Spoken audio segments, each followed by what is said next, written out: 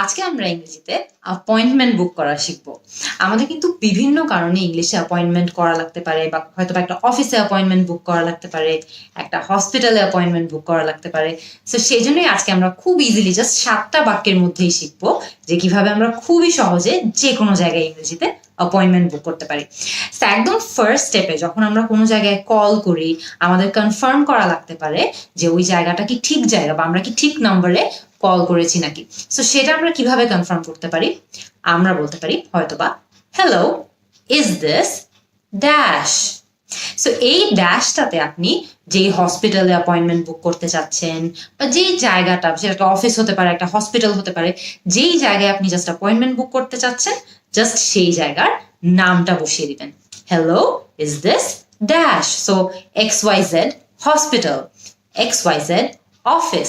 আপনি যদি 10 মিনিট স্কুলে একটা অ্যাপয়েন্টমেন্ট বুক করতে চান ফর এক্সাম্পল, আপনি তাহলে কিভাবে বলতে পারেন? Hello, is this 10 minute school. So ঠিক এভাবেই কিন্তু যেই জায়গায় অ্যাপয়েন্টমেন্ট বুক করতে চাচ্ছেন, জাস্ট সেই জায়গাটার নামটা বসিয়ে দিবেন। নেক্সট স্টেপে আপনার কি করা লাগতে পারে?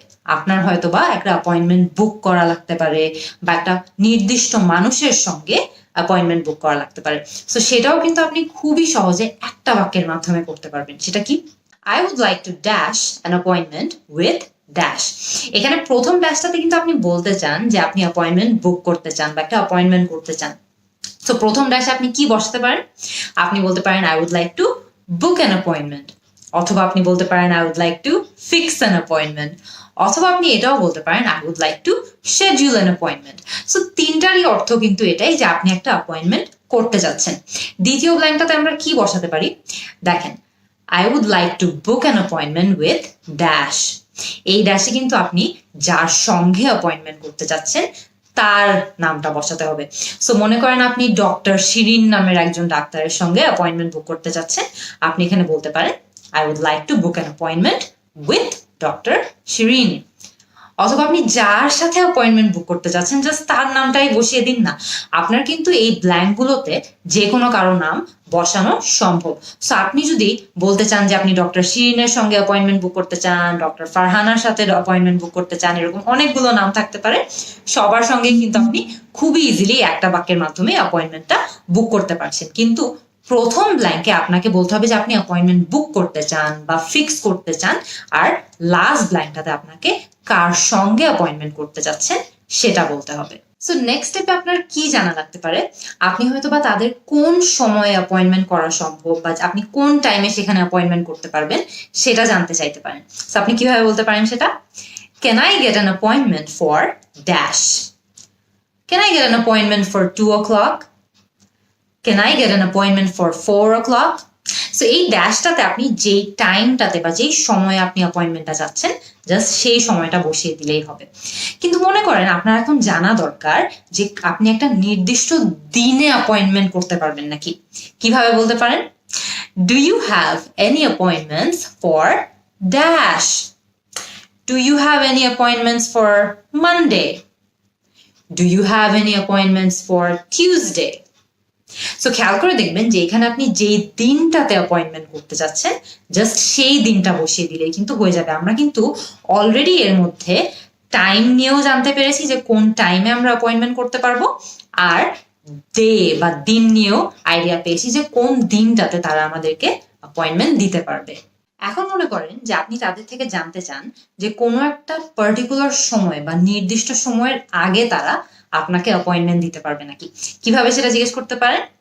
Do you have any appointments before dash? Do you have any appointments before 2 o'clock?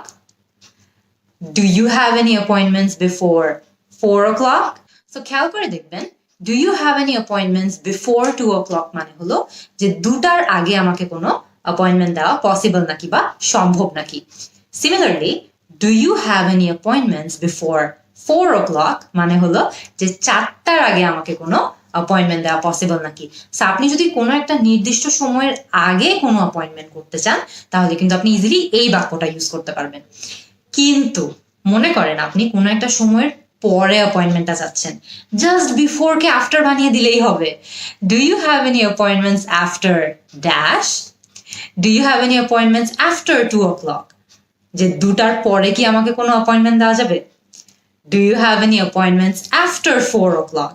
যে 4টার পরে কি আমাকে কোনো অ্যাপয়েন্টমেন্ট দেওয়া যাবে নাকি?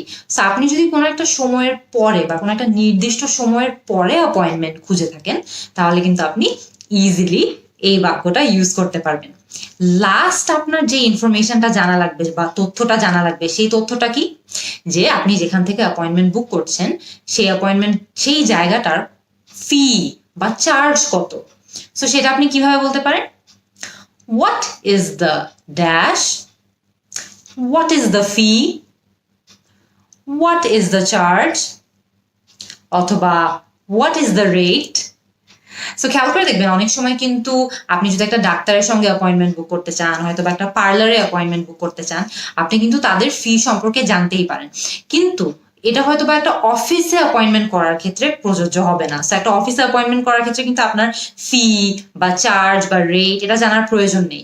কিন্তু খুবই ইম্পর্টেন্ট যে একটা হসপিটালে অ্যাপয়েন্টমেন্ট বুক করার আগে, হয়তো বা একটা পার্লারে অ্যাপয়েন্টমেন্ট বুক করার আগে আপনার ওদের রেটগুলো জানা কিন্তু দরকার হতেই পারে।